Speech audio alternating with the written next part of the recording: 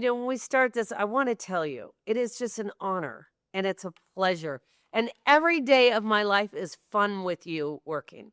So I really want to find out more about you and all the stories in your life. So, the first thing I want to start with you is let's just start from the beginning of your childhood. Where were you born? Did you have any brothers or sisters, Randy? December 7th, 1948, in Joliet, Illinois. I had an older brother named Barry. Spent a lot of time on the farm while he was growing up when my father was in Italy during the war. And we were involved in sports, so we did a lot of athletics growing up. Did you really? Yes. So you had a good time? Had a great time. You had a healthy, fun childhood? Healthy, fun. I grew up in a neighborhood, all the war babies, 2.7 house, kids for every household. You know what, though? One of the things that you're not asking, what I really want to ask you is tell me about your mom and dad. Tell me about your parents. My mother was born on a farm, a lady with a lot of common sense. My father was a good athlete, had a tryout with the St. Louis Browns in baseball. And, he's very athletic and was a great golfer in Sun City. He and his partner won the 70 and over two-man best ball tournament. Your dad did? A guy by... Wait, you never told me your dad was a golfer. His partner was a guy by the name of Bob Peterson. 1957 Public Links. He lost to Dan Sykes. Oh, you're kidding. Oh, that's a little golf history. Yes. Oh, wow. And tell me about your mom. She was, worked as a legal secretary and worked for a judge. Okay. And got a retirement from Will County in Illinois. But they really came alive when they moved to Sun City. I know, but I got to ask, so how did the name Willard come about, Randy? Well, that was my father's name, and then I was drafted under that name, so I've tried not to use it since.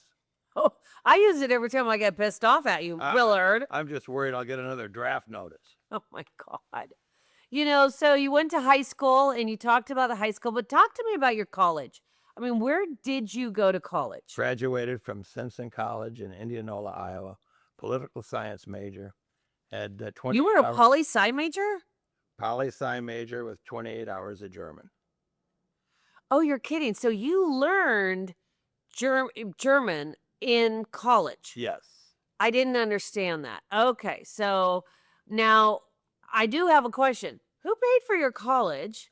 And by the way, what did you do in the summers when you were not in college? Well, most of it was, saved up by my folks. But I worked at a dog kennel for 2 years. A dog kennel? What kind of breed? Mainly Labradors. They had field dogs, and a dog named Hokey had was a national field trial champion, and they had a stamp with Hokey's picture on it. And then during the summer, I went to Alaska and fought forest fires. Really? Made good money, $53.75. How many times did you go? I was there for 2 summers. And how much did you make? $53 a day, take home. And you're risking your life taking care of forest fires. At that age, you had 9 lives, like a cat. I love it. I love it. So after college, you and I in our friendship, you've really talked to me about being in the military and how big a part of your life that really was. Tell me about the military. And by the way, before you even start, thank you for your service. Thank you for your service. Americans, I mean, if it wasn't for people like you, we wouldn't be free and safe today. Well, I did a lot of things, but I wasn't a hero. Okay. Well, tell me what you did do. So my draft number was 12, so I knew I was going in. And one of my college professors in German, I had 2, he had grown up in a town in Iowa. And they spoke German at home. His grandparents were German. And he said, Randy, you ought to look at intelligence. Otherwise, you're going to be a second lieutenant in Vietnam. So I did contact intelligence. They gave me several interviews. I had to write several papers. Now, did you speak fluent German then? Not fluent. Okay. I had been to Germany twice when I was in college. Okay. Once on a 6-week tour, Germany and Austria, and then the next year, my junior year, I went back to Germany. I was in Oberammergau, and I wrote a paper on the local government in Oberammergau. So, I was there twice. I had some practical knowledge of German, but I went through the Army Intelligence School at Fort Huachuca, and then Where's that? Where's that? that's in Sierra Vista, right on the border, The border of what? Arizona and Mexico. Okay. And you hear about all the time. That's where a lot of the incursions take place, and they get a lot of people trying to cross the border near there. But I was sent to Germany, and they interviewed 3 of us for a special assignment, and I was selected. So I went to, What's a special? Do you have to kill me if you tell me? No, What was it the was- special assignment? It involved some things that were undercover, that type of thing, In Germany in Germany for the Americans. for us. Yes. And that's how you get answers out of people so well. Well, here's the thing. They decided to shut down that operation, but I did go to a special unit. And when I got there, I worked in the counter-espionage, counter-subversion sections. And then I was selected to go to a field office in Kaiserlautern. And once I was there, then they had a special operations section within the field office, and I was selected for that. Wow. Now, how long did you do that? I was in Germany a total time of 29 months. Wow, that's a long time. But the nice thing is I spent a lot of times during the day working with Germans. These guys had all been World War II, and so we talk about the war from their side, and then at night I'd go home and talk to my German landlord, born in 1922, was in the Hitler Youth and incarcerated by the Americans at the end of the war. Did you enjoy living in Germany? I really did. It's the place I wanted to be.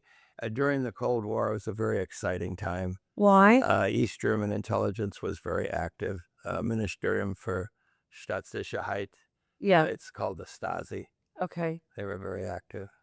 Wow. So can you even tell us anything super secret that you did in intelligence? Well, because I'm always fascinated because I know when you put your intelligence face on and you start asking me questions or clients, I can just tell immediately. Well, I was there when the Baader Meinhof gang was very active. They had actually killed a policeman in Kaiserslautern where I was. So the police in Kaiserslautern did not like the Baader Meinhof gang, and they had also killed Americans. A bomb was exploded in Frankfurt at the Officers Club, and then they bombed USRA headquarters in Heidelberg, and so they were very active. Wow. Wow. Fascinating. Anything else about being in Germany when you were there? I tell you, I was in a small town, 830 residents in the town. It was called Hirschhorn, near Kaiserslautern. And the place where I lived had been a place where other agents had lived. And my landlord liked to rent to Americans that were in intelligence because they spoke German, and Right. they'd get him cigarettes and other things, alcohol. And they just liked the fact that we were good people. We paid our bills on time. And so they had been friends with the previous agent that had lived there. So Okay. I just sort of took his place, and he had a great contact with all the local guys, and I just picked up where he left off. Oh my gosh. was How fascinating. So you got to Germany and you spoke some German, and you became absolutely fluent because you talked to all my German friends today. So now you're still absolutely fluent in German. If I go to Germany, it takes me 3 days, and then I sort of get back to where I was, somewhat close. Needless to say, the older you get, your memory doesn't get any better. I gotcha. So after Germany, you mentioned to me once that your career really started in sales in Illinois. Correct. So I worked with an industrial chemical company called Dubois Chemical. I was in Illinois for 4 years, had a good record there, and then they wanted me to assume a manager position in Des Moines, Iowa. And that was very close to where I went to college. So I went back to Des Moines and I, hooked up with all my old friends from college. And I Well, was there for 6 years. interesting. So, but how long did you stay in Illinois? 4 years in Illinois in sales. Okay, in sales, and then you went to Iowa. So, how the transition to Iowa? I stayed with the same company. I just became a manager. Okay, And then I was responsible for hiring people in Iowa and Nebraska. really? So, because everybody, when I'm with you and anybody comes in our open houses, you always seem to know what town, in what state, whether it's Minnesota, Iowa, Illinois. How is that you can do that? So we did business with people that were in the food industry, obviously your meat packers, canneries, and then we also did business on the industrial side with manufacturers. So we did a lot of business with John Deere, International Harvester, and then anybody that made and painted something out of metal. So we had a lot of good customers that were in the agricultural field. Gotcha. Gotcha. Okay. So now I know that you've told me that the next step was that you went to Minnesota. I got another promotion to Minnesota, and my responsibilities were expanded. And then With the same company? with the same company. Okay. And then I was also promoted to assistant vice president, general manager. Then I got Illinois, Wisconsin, Iowa, Nebraska, North and South Dakota, some of Missouri, a little bit of Indiana. Well, how old were you about then? 42. Okay. So then we get into the next chapter of meeting the love of your life, Love of my life. Carol Oberlander. There you go. I got it right, right? Yeah. So you met Carol. Now, how did you meet Carol? She was actually with a Days Inn of America, and it was a good location. So I'd go in there and have a beer on Friday afternoon, and I met her, and we started going out, and we hit it off, I want more details.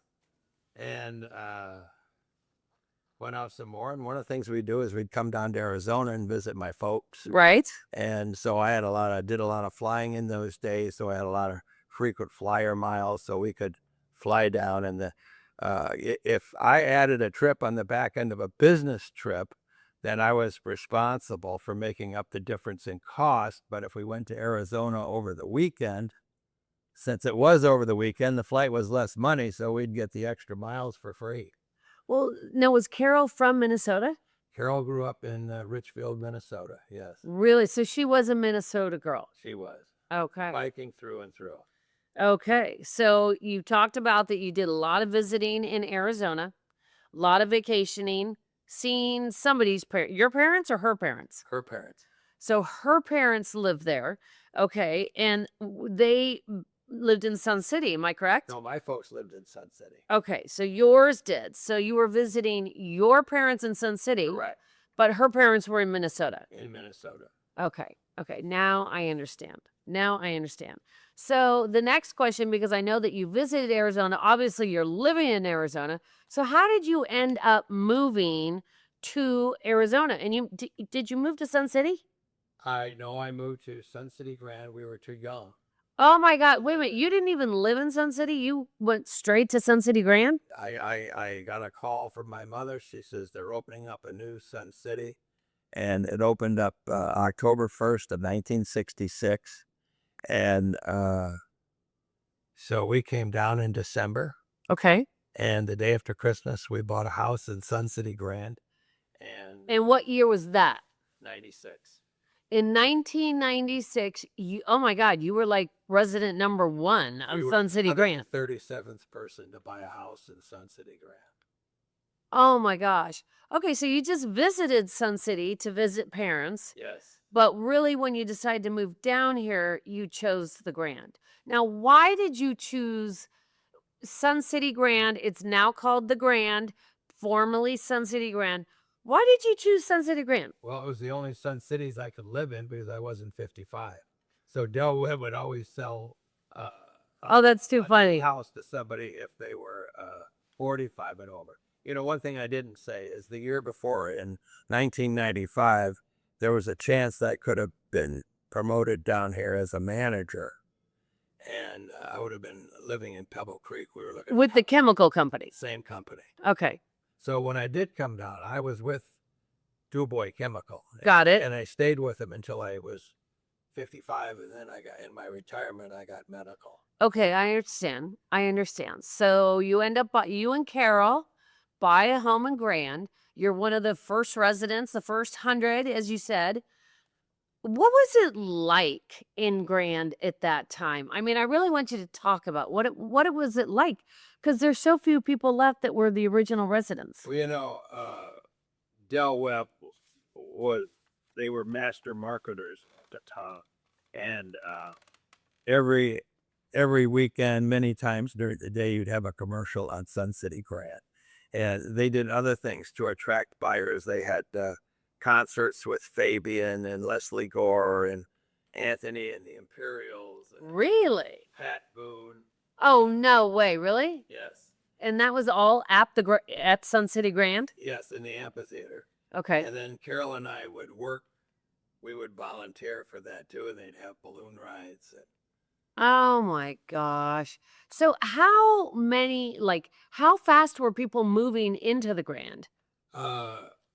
Sensi at Granite originally, they planned for maybe a 10-year sell-off. Okay. And they were selling so many houses because the effects of the baby boomers, so many people wanted to buy retirement homes that they couldn't keep up. And in 2004, Del Webb actually increased the prices on their homes $60,000 in an effort to slow down sales.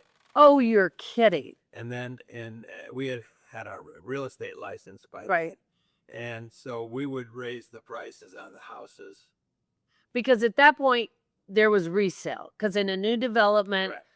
Del Webb is selling all the original homes. But then you started in the development as a resale agent. Correct.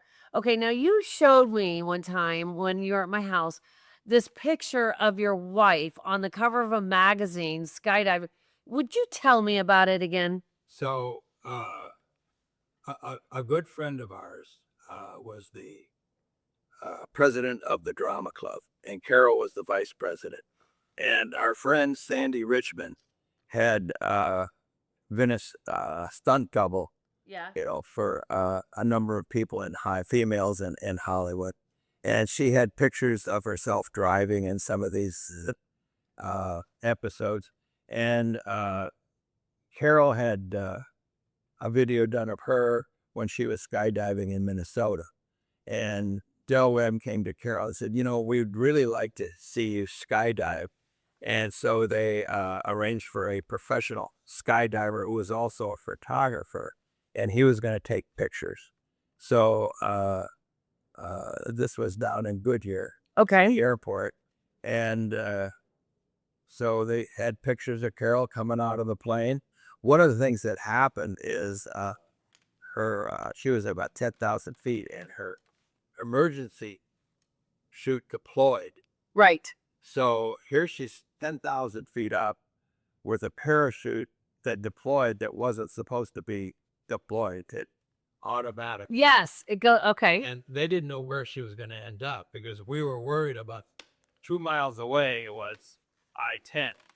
And you Oh my God. don't want to land on I-10 and No. dodge the traffic. No. So they said, Carol, can you hear us? If you can hear us, turn left. Well, she turned left. If you hear us, turn right. They said, well, good, that's working.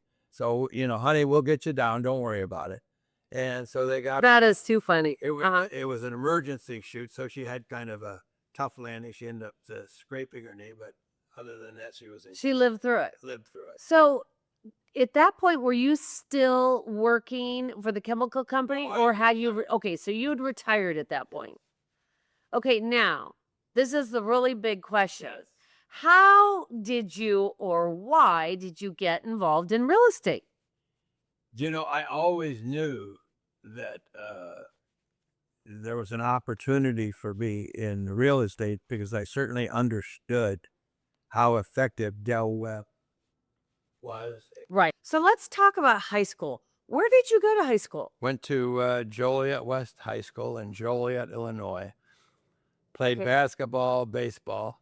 You didn't tell me that you played basketball and baseball in high school? Yes. Oh, you're kidding. No stars, no gymnasiums named after me, but But you were kind of an athletic guy. I was. I thought of myself as an athlete. I love it. So from there, well, where'd you end up going to college after high school? I went to a small college in Iowa called Simpson College, Simpson? and I played freshman basketball and 4 years of tennis. Oh, no. You didn't tell me you played tennis. Oh, fantastic. So you played oh my God, you're like all around Mr. Sportsman. And for a while. Okay. Okay. Well, I mean, I'm kind of interested in your whole college life because as I know, I mean, if you're in college, what did you do during the summers and what did you do to help pay for your college? I mean, did you pay your college tuition? No, I didn't. My folks paid most of it, but I did go to Alaska during the summer, and I fought Okay. forest fires there. And in those days, you made $53 a day, which was a lot of money. And You're risking your life for $53. How many times did you go to Alaska? 2 times. Really? And where in Alaska did you go? I went to Fairbanks, Oh, you're kidding. fought fires in the Fairbanks area, even north of the Arctic Circle, north of Fort Yukon. Oh my gosh. You know, I never really thought of Alaska as having like major forest fires. Well, it does because Alaska is very dry. Okay. It gets about 13 inches of rain in the interior. Oh, really? So they may have a fire and it goes down in the ground into the peat, and then there's no lightning and it gets warm, and the next thing you know, right in that spot, another fire flames up. Oh, wow. So it even burns underneath the snow. Now, was that the only job that you did during the summers of college, in your Yes. college years? While I was at college, I lived with a family, and they had field trial dogs. They would train field trial dogs, and they would also board other dogs. And my roommate and I would clean the kennels. Okay. And we didn't really get paid, but we did get free room. And then on Sunday nights, they'd give us a great chicken dinner. Really? So So there are a lot these of are benefits. are you talking dogs like the ones the labs that go after the birds and Yes. doing all the Yes. field trials on that? Oh, and so that's where you live for free Correct. And then, during college. So you for didn't my- live on campus. I lived in a fraternity for a while, and then my roommate and I moved out the last 2 years, and we lived at what was referred to as the kennels. Wow. Had a few parties. I bet. I bet. I bet absolutely. So, you know, in our friendship, you talk a lot to me about the military and how the military was such a big part of your life. I'd love to hear you elaborate and talk about that a little bit. So it was on a Monday night. We had a fraternity meeting, and they also had a drawing for the lottery. Okay. And out of 3 fraternities, I had the lowest number, 12. So I knew I was going into the military. I was a junior in college at the time. Okay. And one of my German professors had grown up in a town in Iowa, and his grandparents were from Germany, Uh-huh. and they spoke German at home, German in the church. And he had worked in intelligence in the early 50s. He was born in 1930, but in the early 50s, he worked in Berlin. And he said, "Randy, you ought to look at this. You'd be very good with this," because I'd been in Germany twice as a student. Okay. Once on a tour for 6 weeks, 5 weeks in Germany, 1 week in Austria, and then the next time I was there, and I wrote a paper on the local government in Oberammergau. What did you write about? It was the village government Okay. and how it was set up. My major in college was political science, but I did have 28 hours of German. Okay. So you spoke a little bit of German before, and then you ended up getting in the military. Yes. And so tell me about it. Tell me about what your life in the military was like, because you went from the United States directly to Germany. Am I correct? Correct. So I was Okay. at the intelligence school in southern Arizona at Fort Huachuca. Okay. Oh, that's right. Fort Huachuca, And on the border of Arizona and Mexico. Am I correct? correct. Okay. And one of the things I did is my folks flew down to the original Sun City. They were on a week stay to see what it was like. So I drove up with a friend from Fort Huachuca. We stayed with my folks in this little condo that my folks were in. And we went walking around, and I looked at my mother, and I said, "What are you doing in this place? These people are ready to fall over." She said, Yes. "Well, one of these days we will be retired." And so I really didn't think about Arizona as a Right. retirement place because I was in Germany. Okay, so you were in Germany. Now, how long were you in Germany? I was there for 29 months. Okay, so you were really there for quite a long time. And so you're now, you always start this, since we're good friends, this intelligence thing with me when you're trying to get information out of me. So tell me about your intelligence background in Germany and how that all happened. So when I went to Germany, they had a special assignment. They were looking for somebody to fill that spot, and I was selected. And for one reason or another, they decided not to go through with that particular operation, but I was sent to a unit Okay. that was uh, where I was involved in the counter-espionage and counter-subversion section. And I did that for a couple of months, and then I was transferred to the field office in Okay, Kaiserslautern. now I just have to interrupt you. Can you translate that in English? What does that actually really mean? So Counter espionage. but they had at the uh, at the headquarters where I was in Kaiserslautern, they had a counter-espionage section Okay. where they would assign leads for counter-espionage operations, and these operations would be in a particular area where our unit had coverage. Okay. And then also we had a counter-subversion section. I worked with both of those, and got involved in some special operations there. And then they wanted to get me more involved in those kind of things. So I went to the field office. So, in what do you think? What years were those? So I arrived January 13th in Europe, and then I was What year? 1972. Okay. Okay. I graduated from college in 71. I was there in Germany in 72, and then I moved to the field office in August of 72, and I was there until I left Germany in June of 1974. Because I know you always speak lovingly of Germany when we talk and when we share stories. So the next part of your life, somehow or another, you ended up in Illinois. I want to hear about that. When I got out of the military, I worked for an industrial chemical company in sales in Joliet and Okay. Aurora, west of Chicago. Okay. And In Joliet's where you grew up. correct. Okay. And I was there for 4 years, Uh-huh. and then I was offered a promotion, and the promotion involved moving back to Des Moines, Iowa, Okay. and that's where my my college friends were. So you went from Illinois to Iowa. Right. Okay. And your college friends. Okay. We're- Because that's where you were in college. We're in Des Moines. Love it. Okay. So you were there. And I was there for 6 years, and then I received another promotion to go to Minnesota. Okay. Let's talk about Minnesota. What kind of promotion did you get? So I was a divisional manager in Des Moines, and then when I went to Minnesota, I was a divisional manager for a short period of time. But then I was promoted to assistant vice president, general manager, and then I had basically the entire upper Midwest. Every time that I'm with you, the first question you ask everybody is, where are you from? And I'm always amazed because whatever they say, you seem to have know it or been there or something. So at my various levels of management, I was in Iowa, Nebraska, Minnesota, Wisconsin, Western Illinois, North and South Dakota, and I would have salesmen that I would work with. So I would go to these small towns, and the markets that we serviced were food industry. We did business with the packing plants, and then slaughtering operations, and then we also did business with metal manufacturers that were manufacturing farm equipment. So we did a lot of business with John Deere, did a lot of business Oh, you did? International Harvester. Okay. Oh, how interesting. And this all was happening in Minnesota.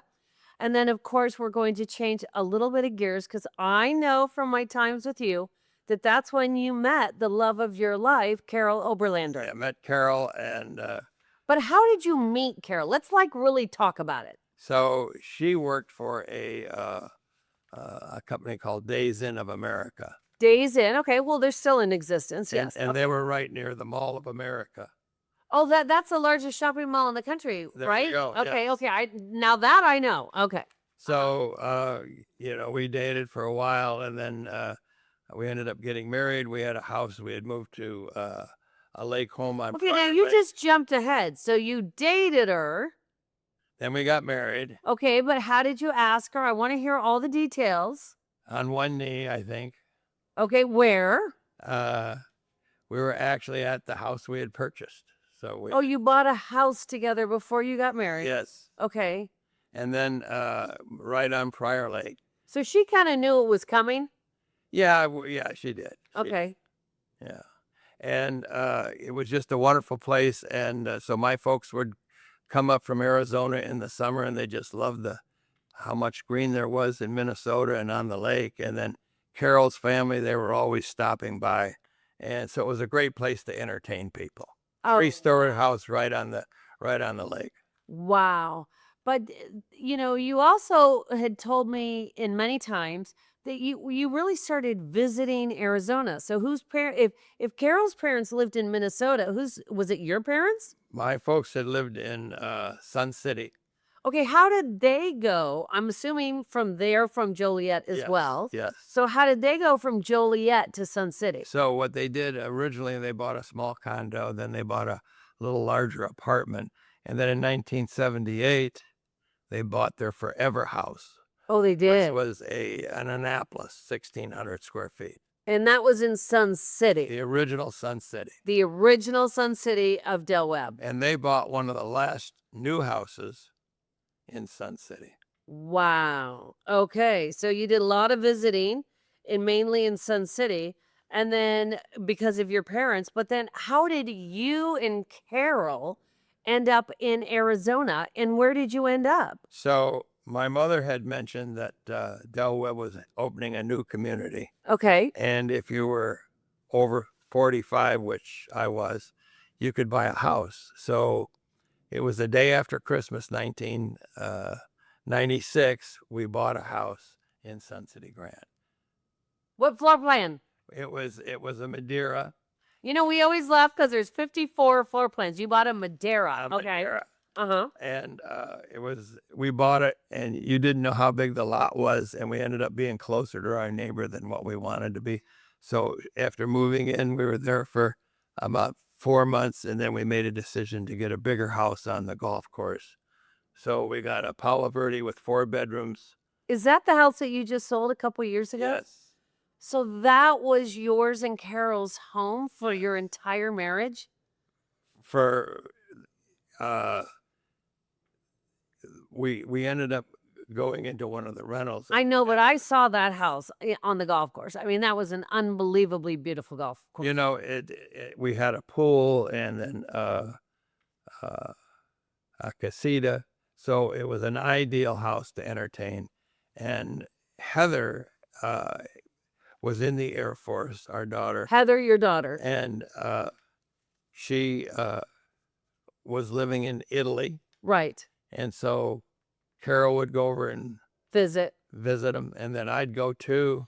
Okay. And then they Okay, but now I need to ask you, were you working at that time or had you retired? So I was still employed by DuBois, Okay. and I needed to work until 2003 to get my medical. Okay. And then we had medical coverage. But Carol and I got our license in 1998. Your real estate license. Real estate license. Now I have to say, I mean, everybody knows I call him the Moses of real estate in Sun City West, Sun City Grant, and Sun City, because there is no one that I've ever met. In fact, you know what I actually really tell people?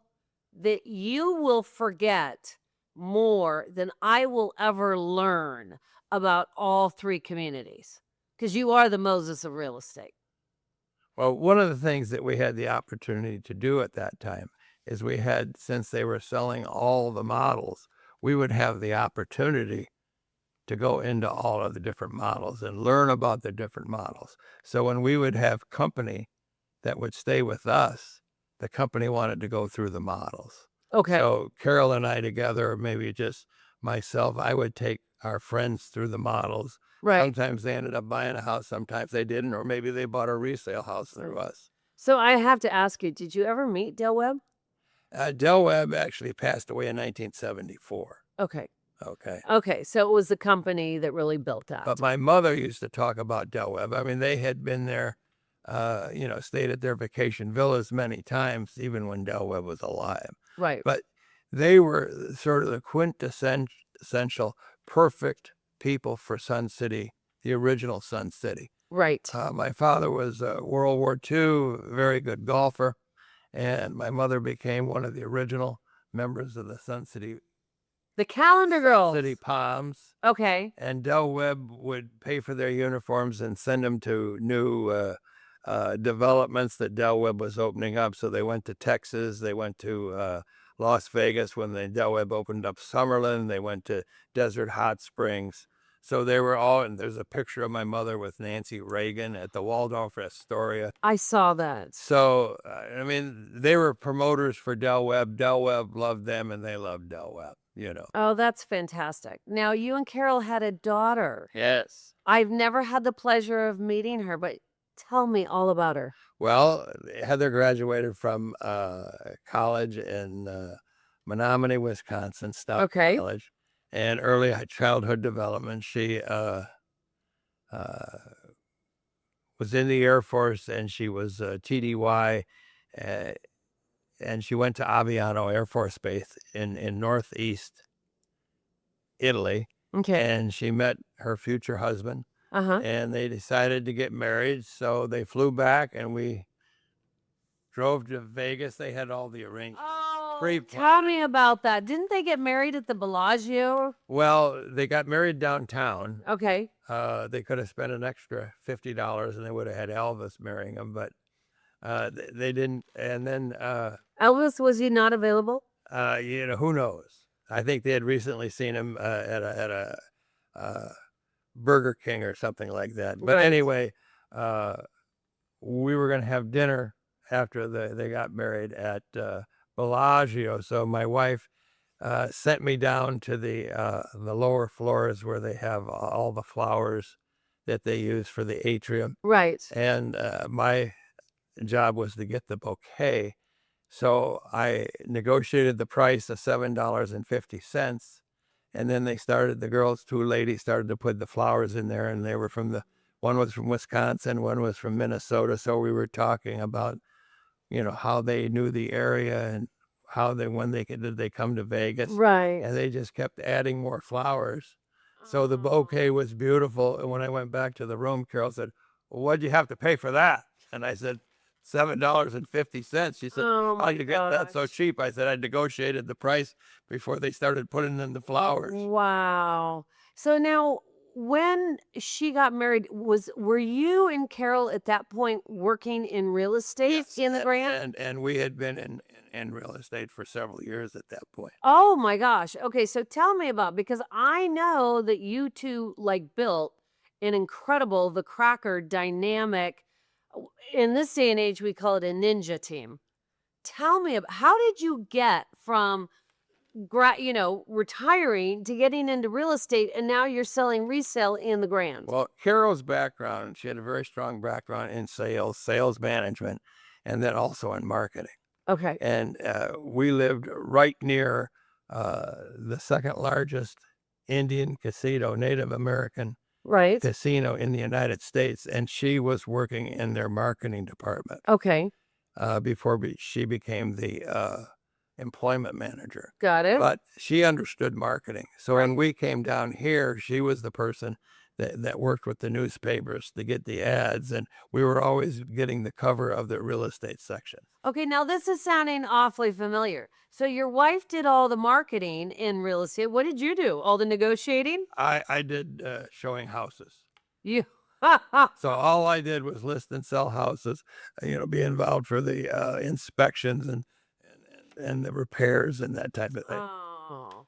And so you really did. And did you sell in Sun City West, and Sun City Grand? Early, we sold more houses in West In Sun City West. than in Grand. Okay. And the reason was when we started in 1998, there were only 19 houses for sale in Grand, and there were 350 in Sun City West. Our office was in Sun City West. So the Cracker team was dominating the West Phoenix Valley. And what were those years because I know I've seen all the ads. What were those years? 2004, 2005.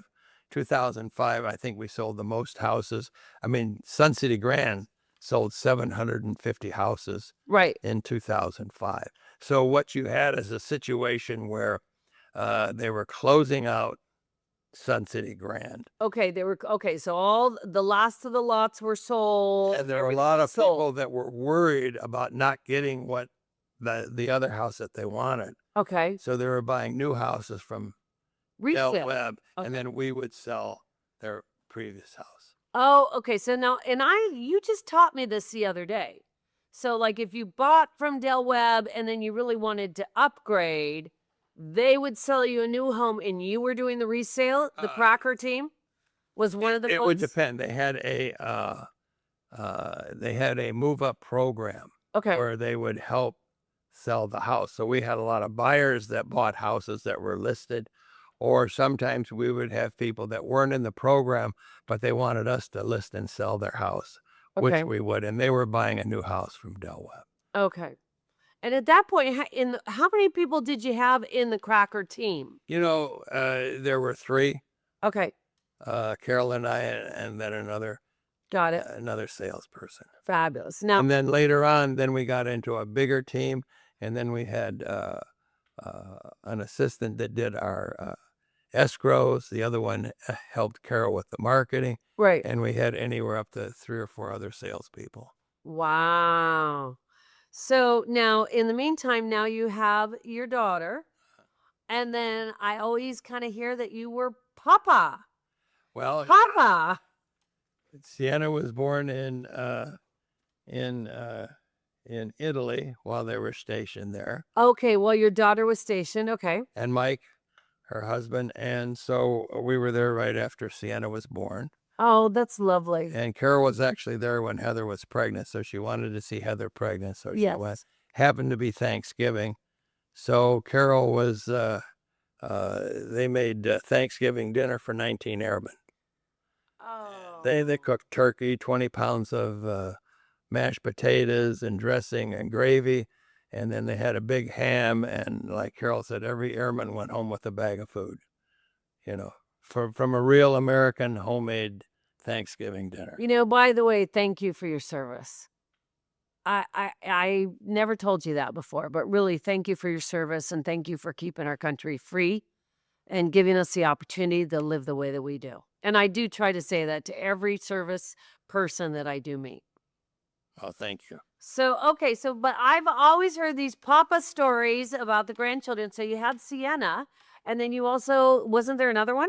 There was London, and London was born in 2005. London? And we were actually in Germany when London was born. Okay, now I have to ask, was London a boy or girl? Girl. Okay, so you had 2 girls. Yes. Okay. Full-time job. Well, I would say so. Carol used to say we had 2 granddaughters, and had we had 3, we'd have gone broke. Well, speaking of broke, I mean, I know that there were a lot of trips and a lot of pride and a lot of love you have in being Papa. And I really want to hear, once again, this fabulous story about Disneyland and the princess outfit, because I'm a princess girl. Well, this was not our first trip. Okay. I'll call the first trip the Buzz Lightyear experience. Okay. And we spent extra money so we could have breakfast with the real Buzz Lightyear. Okay. And then later on, we went back. And so this time she had graduated, left Buzz in the past, and now it was Tinkerbell. And so Sienna had asked her mother if she could get a Tinkerbell outfit, and Heather said no. Then she tried Mom Nana, said no. and Nana said no. Okay. And then she said, Papa, can I get that Tinkerbell outfit? And I said, I think that's a great idea, honey. So I got in line and I figured, what can a pair of wings cost, And so we got the dress, we got the wings, and then she kept going back and bringing another, Well, there's a lot of things that go along. the I mean, plastic jewelry Yeah. and the purse And the shoes. and the shoes And the wand. and the wand and ever other things too. So I think it was about $150 by the time we got out of that line For the Tinkerbell outfit. for the Tinkerbell outfit. The good news is Sienna got 3 years out of it, and then London got 2 or 3 years out of it. So when you look at it from that standpoint, it was pretty inexpensive. Okay, but which one was the one that walked out to Disneyland and complained that they missed a ride? Well, we're on the plane flying home, and we're looking at the airline magazine, and they have an ad for Disney, and here's Dumbo. And Sienna said, I didn't get to go on that ride. I said, honey, we're going back. So the next time we went back, the first thing we did, and as a matter of fact, when we were there, Yeah. Dumbo was closed down. Okay, so you had an excuse. No, we didn't have excuses. I mean, that's the reason we didn't go. Okay. It cost us another trip to Disney. Oh, But anyway, the first thing we did is went to and she wanted the Dumbo with the purple hat. yes. And we went on that ride a couple of times. Oh, that's wonderful. Now, some of the memories too that you tell me that Carol really enjoyed is that you ended up going back to Germany.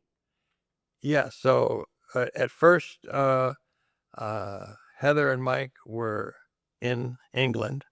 They were there for 4 years. So we went to England at Christmas and other times. And then Mike was transferred to Germany. Yeah. In Kaiserlautern, right where I used Right to live. where you were. Oh my gosh. Okay. Now I understand. So then when I would go visit them, Carol and I would go out to dinner with my old friends. How good did that feel? And we stayed with, my landlord and his wife had passed away, but we stayed with his son in their house. So it was perfect. So the children loved it, and they really felt the authenticism of living in Germany. Well, that for sure. Carol and I actually went to Germany before they were stationed in Germany, and Carol really liked it. The first time we went to a town called Gera. Yes. And that's where Carol's great-grandfather was from. Right. So we went to the Einwohnermeldeamt, which is the residence registration office, and they know everything in the town. Right. So this girl called her friend at the city archives, and we gave the girl at the Einwohnermeldeamt the name of Carol's great-grandfather. So they pulled up that information, and they had pictures of the family. Oh, you're kidding. So Carol was just amazed that we got that information that quickly. But, we used to deal with different organizations in Germany on a regular basis. Well, so you had a little pull. It was really what, I knew which door to knock on. Okay, you knew which door to knock on. And all this time, you were living in the Grand. Correct. And you had this incredible real estate team, Yes. the Cracker team. Yes. That is fantastic. In fact, I kind of want to ask you a little bit because, there's so few people that are the original residents of the Grand. What was it like when the Grand opened? I'm really very curious. Well, Del Webb was a master at promotion. And in 2000 and 2001, I think, they had a big festival where they had, Pat Boone, Leslie Gore, Fabian, and a number of, stars from the 50s and 60s that were singing. And then they had rock climbing walls and free balloon rides. So there were just a lot of things going on, and they used this as a way to get people to come to Sun City Grand and see the lifestyle. But, one of the things about Sun City Grand, as you and I sell property together, I'm just completely impressed with the golf courses and the pickleball. And I mean, the amenities that the Grand has, you don't find in very few places. Well, the courses were designed by Greg Nash and Billy Casper. So I had an opportunity to meet Billy Casper and talk to him when they opened up Desert Springs, and then when they opened up Granite Falls South, Billy came back and he opened up that. Oh, okay. So Desert was the first course. Correct. Okay. And then, Granite Falls South. okay. And so once again, I got to meet him, and he sort of remembered that we had had a conversation before, but he was from San Diego. I we were know. From, but it was just great to have the opportunity to talk to him. I can only imagine. Now, I did hear through the grapevine that you two were kind of celebrities, especially Carol, as you were selling properties in the Grand. Tell me about what Carol was doing that everybody was watching, and apparently she was on a magazine cover. So when we moved to Grand, a good friend of ours became Sandy Richmond, the president of the drama club, Okay. and Carol was the vice president. So Sandy had a career in Hollywood working as a stunt double for women. And Carol had jumped in Minnesota, and she had Skydive. Okay. and so we had a video of Carol. So we actually played that at an event in Sun City Grand along with Sandy's Okay. stunt driving. And so Del Webb reached out to Carol, and they asked her if she'd do it again. And she said she would jump. So they hired a professional photographer that was trained as a skydiver. Uh-huh. And he had done commercials for like Mountain Dew. And Right. anytime they needed somebody that could jump out of a plane and a photographer, he would do that type of work. So that's what she did. And so, You know, we call that priceless social media now. yeah, it worked out well at the time too. So I mean, if you're selling houses and she's on the front of the cover of a magazine, skydiving for the Grand, and I remember seeing it. What did it say? The boomers are coming? the Zoomers are coming. Okay, got it. So we were in Minnesota visiting relatives, and we're in the club, and they sell where you get the sundries. They had Carol's picture all around the top. So I bought 8 copies, and so as we were getting on the plane to fly back to Arizona, I showed the girl taking our ticket. I said, "I'm married to the cover girl," and she put us up in first class. So, well, as Carol should be in first class. So now you said that Carol was in the drama club. Were there any other clubs that you two participated in? I'll tell you what, we were really involved in that, and we had a truck with our pictures on the side, and we would let the drama club use that. Okay, so for moving sets and that type of thing. would you be willing? Because I know you're kind of famous for a rap song that you created in the drama club. Would you be willing to share it? Well, there was my good friend Clarence Washington. We had built a lot of sets, some in our driveway, and so we decided to do an act called Iced Tea and Lemonade, and one of the renditions went, "My golf game's a mess. My golf bag's a clutter. I got termites in my wood." And then Carol yelled out, "And rust on his putter." And Clarence said, "Who said that?" Oh, I said to Clarence, "Who said that?" He said, "Your wife, Carol." Oh, that's funny. Oh my gosh. Those were, I mean, you know stories about the Grand that nobody knows. Well, we were there at the right time. And, really the last section of Sun City Grand on the Cimarron side has 3,300 houses. Oh, it does. And that really didn't get going until, 2002.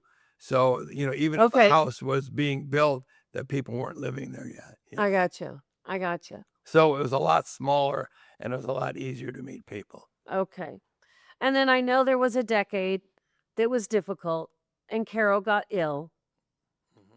And unfortunately, she passed. But I want to tell you right now the story, because I don't think you remember how I met you. I came from San Diego, and you were at Coldbanker, And I came in, and you are one of the guys like me that, after you're done doing open houses, you like to go back into the office, get your paperwork done, get everything done, any new leads and so forth. And I'll never forget a Saturday that I walked in after my open house, and only Randy was in there. And I always just go, "Hey, Randy, what are you up to?" And he was very somber that day, and he was shopping for caskets. And I actually stopped in my tracks. Actually in her. Yeah.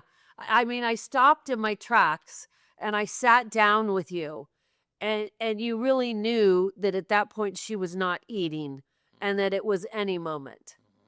And there were some sad days, but you know what I really loved? And I don't know if I've ever told you this, my dear, but what I really loved is that after about a year of you mourning, you slowly kind of came over to my husband in my house.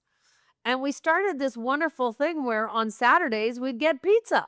And because you love to do open houses like me every Saturday and Sunday, I used to really look for, and I still do, that you come over Saturday after open houses, and we just enjoy time talking about who came into the open houses, what our listing is like. I mean, we would just kind of shoot the what in real estate.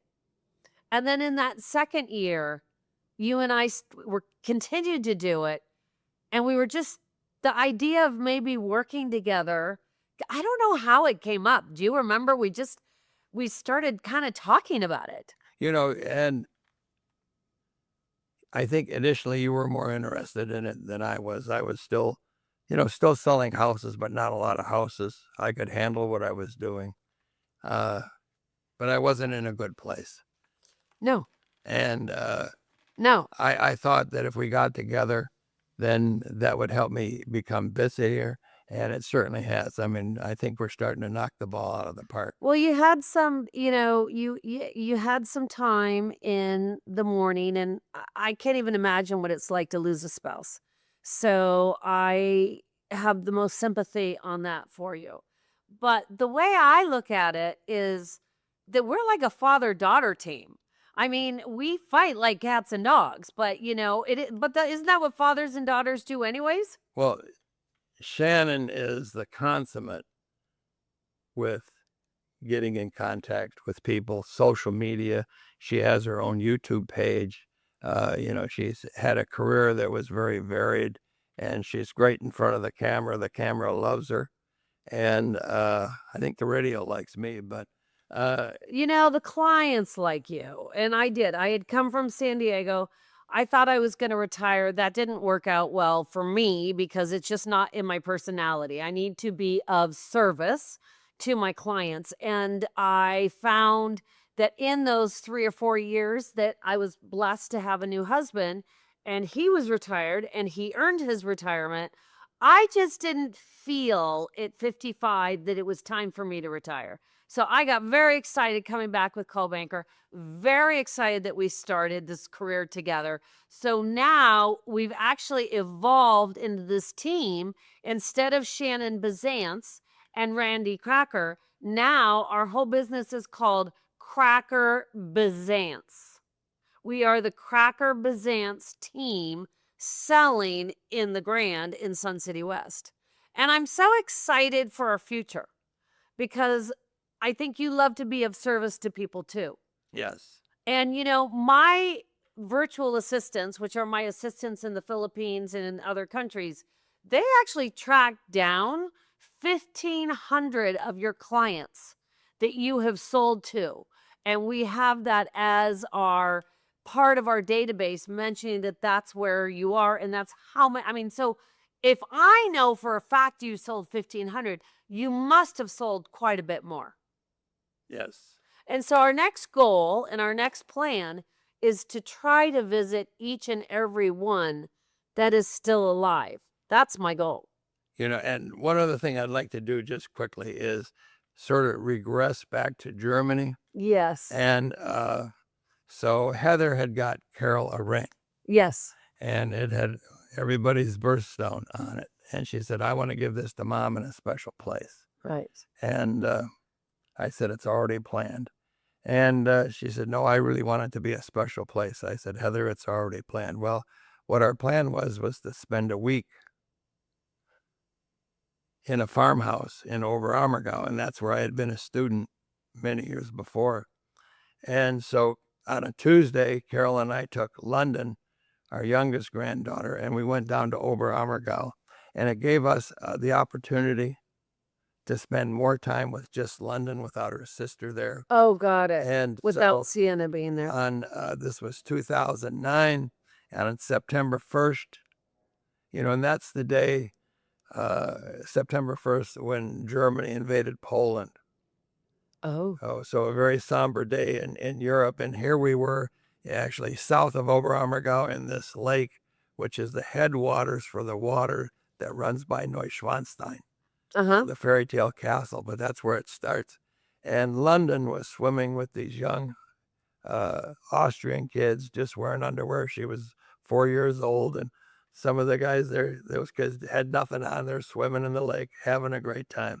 But anyway, when Heather and Sienna came down on Friday, we had reservations at my dear friend's Tony's girlfriend's restaurant, and that's where Heather gave Carol her ring, and it was just a real highlight of Carol's life. And then the next year, we had such a good time. We went back and we stayed at another farmhouse with the girls, this time right near Salzburg. There's a town in Germany called Berchtesgaden. That's where Hitler had his eagle's nest. So we were just south of there and right by the Königssee. And we were there for a week and just had a wonderful time with our granddaughters. Being Papa. Being Papa. So you had the love of your life, Carol, and Sienna in London. And one little story is the girls were calling me Papa, and these Papa in German is father. And these Germans were giving me a dirty look. And they were thinking, what's this old guy doing with two young daughters? And Carol goes, Opa.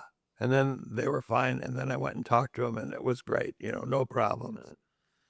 Such fabulous stories, such fabulous memories. I'm so happy that you shared it with me today. And I just want you to know that I'm blessed and honored to be your friend. Well, and I'll tell you, I'm proud to be your partner. And I think for many more years. You got it, man. You're in there, whether you like it or not. And that's the way it is. We're done. Okay. I'd have been in trouble if I hadn't got the younger grandmother. No. Okay.